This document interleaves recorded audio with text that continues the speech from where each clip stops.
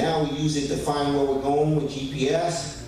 This phone pretty much tells us what to do in life for the most part.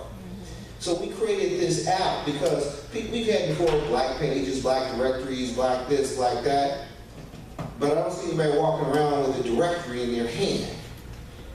Well, guess what? By creating this app, you have a directory in your hand, 2 buttons, and you can find somebody. If I want to find with a black business directory, if I want to find an automotive shop, then I can go into the port that says auto. There's one that says automotive. If I want to find somebody there, I can find one that is at least 50% African American owned. Because understand, I believe we should partner, but we should be equal partners. That's why the requirement in the Black Book is that you are at least 50% black owned. I'm not an urban magazine. I'm not an urban magazine. I am a black owned business. It's set up so you can go in and find out. I'm sorry, that's me. But anyway, it's set up not just as a way to locate black businesses, but if you look, there's a section that says what's happening in the community. It's to find out where the NAACP meets when and where the Churches of Southern Nevada, where the Shepherd's Breakfast is. So if you're new to this area and you want to get involved, really, if you download the Black Book, you'll have at least a way to start looking where the Black Business Council is. So it's designed to do that. It's designed to have some information about job opportunities. It also is designed to even let you know who the political figures are. Not the Democrats, but who the political figures are, because we talk about people, not parties. We have to get to the point where we're looking at who wants to talk about our issues, not what party they are and what boogeyman they try to tell us to vote for me because you're afraid of him. And guess what? If he giving me nothing and telling me the truth, and you giving me nothing and telling me a lie, it's still nothing. So I created this with the concept of we need to have a vehicle where we can easily find black businesses and support them. So one of the things I ask everybody here, if you're a business person, download the app and get on the app. If you're not a business person, download the app. But everybody, business or non-business, make it a priority to give our brothers and sisters the first shot at your business. And I'm not saying give them a shot, a real shot. Like Ernest said, we can't be Walmart and just say, oh, their price is a little bit higher. Well, their expenses are a lot higher. If it's in the ballpark and it's competitive, the Jewish community doesn't go to the lowest price. If this is my Jewish business and I know him, I might have to pay a little bit more to keep him in business. I pay a little bit more. What we say is, oh, his prices cost too much. And so that's our justification to not support our businesses. So we got a mindset we have to break. And I made a dedication. I told you, I decided something in my life was here to create an opportunity for us to go forward. Yeah, so a little bit of facts about the directory. As we've said, and multiple, we spend $1 trillion annually, 1.3 trillion and growing. So it's not like money doesn't flow through the black community. As a matter of fact, there are other people who say we're like liquid money. Because it's liquid money because it flows right through our hands into their pocketbooks. And it's not their fault, it's ours. Yes. We got to realize I'm standing on $1 trillion gold mine. Yes. And I'm looking around at everybody else's money because I think their money is better than mine. So the first thing we as business owners need to understand is we got a gold mine here that we have to mine too. So I'm not just talking about the consumers, I'm also talking about the sellers, the business owners. We got to first rethink our mind and understand we're standing on a gold mine. We spend, well, go back to that one second. Less than 2% is what we spend. So 98% of that $1 trillion is up for grabs. So all you business owners, I've had people say to me, well, you know, most of my business is not with black folks. Opportunity. Instead of the justification of why I'm not going to spend money marketing to black folks or why I'm not going to spend time trying to get that dollar, they'll tell me, well, most of my business is not with black folks. Opportunity. Guess what? If you keep the other people and you bring those people in, your revenue stream is completed. So we got to change that mindset. We will get, and I talk about what will happen, if we start to change our behavior and capture just 20% of that $1.3 trillion that we spend, all these negative factors will at least start going the other way. We will start to be able to employ our own, so you'll see a reduction in unemployment. When you have a reduction in unemployment, you automatically have a reduction in incarceration. Because many of the people that don't have, they will take. So if you give them something to have, then the incarceration is going to go down. And guess what? The wealth factors will start to go up. So this isn't about those people. It's not about they holding us down. Really, I'm talking about we're holding ourselves down, and it's time for us to SOS, save ourselves. Next one, please. Thank you. Why do our businesses fail? You've heard Ernest say this, you heard other people. Limited access to capital being the first one. We barely have enough money to take care of day-to-day operations, let alone growth. Weak customer loyalty. That's us. We have to get loyal to our businesses and support them, because that's the second biggest problem. Our perception is that our products and services are inferior by our base plate. We think the grass is greener. We think the ice is colder. We think that when we're competing against somebody else's business, their business must be better. And I'm going to give you a true example. I had a personal friend of mine, I was talking to his cousin, and he was proud to tell me he was going to get his car detailed. And he was like, I saw there's a black guy here, and there's a Hispanic guy here. I let the Hispanic guy detail my car. I gave $5 to the black guy. So you gave welfare to your brother while you let somebody else work. Problem's ours. We got to stop thinking we are inferior. We got to stop thinking our products are inferior and realize ours is just as good, if not better. Poor marketing, advertising, and branding. Truth be told, we don't have the money to be on TV for the most part. We don't have a lot of money to be on the radio for the most part. We think when we get Facebook, we're advertising. We're on social media, so we advertise. We don't need anybody else. We don't understand digital media, and we don't understand that sometimes you have to pay somebody, i.e., I'm a for-profit company, to go out and promote your business. We have to understand that when we create a business plan, I'll give you something to think about. McDonald's, who is known, who's branded, still spends about 30+% of their money on marketing and advertising. Yet we believe when we get a couple business cards, we get a Facebook, we market. So we've got to change our beliefs and understandings from a business aspect and say, you know what? I need people who are going to brand me to my core purpose. And that's why we created some of the things we're going to do. The next slide, please. The Black Business Directory. We're trying to get an awareness marketing. What I do is I speak the gospel of Ernest Five. I learned from him. I now talk about black economics. Trust me, there's some people around town who say, why did he become black all of a sudden? All he want to talk about is black economics, black this, black that. Because I realized that if we don't start talking about it a whole lot, all of us in here, then we don't have a snowball's chance in hell. I told somebody, I'm not a minority, I'm a black man. Don't even put me in the minority category anymore, because I refuse for you. When you say you're a minority, that means that you're the majority. That means that you are superior than me. So we got to also change that concept of how we concern ourselves, and words matter. Yes. Words matter. Again, what I try to do is education. What I'm trying to do now is education.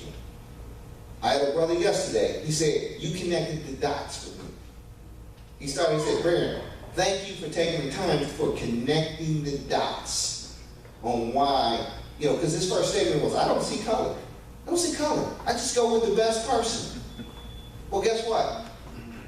If we've been perceived to be inferior, the other group always wins, because guess what? They're the best in our eyes. So we got to understand what's going on. The Black Book provides a vehicle to locate businesses. We have over 300. Our goal is to have 500 black businesses on here. And we're going to promote to the folks here, the core base. Use it. Don't just download it.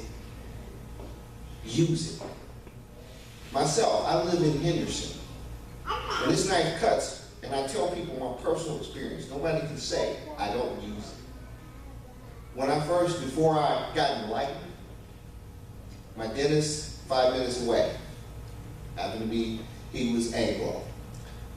My optometrist, 5 minutes away, he was Anglo. My auto repair, 5 minutes away, Anglo. My doctor, 5 minutes away, Anglo.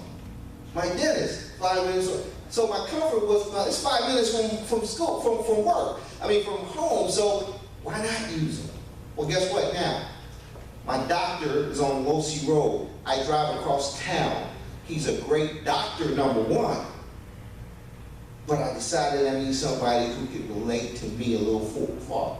My optometrist is across town. He looks like me. My dentist is across town. He looks like me. My auto mechanic is Eugene. I love him to death. I love him to death. And guess what?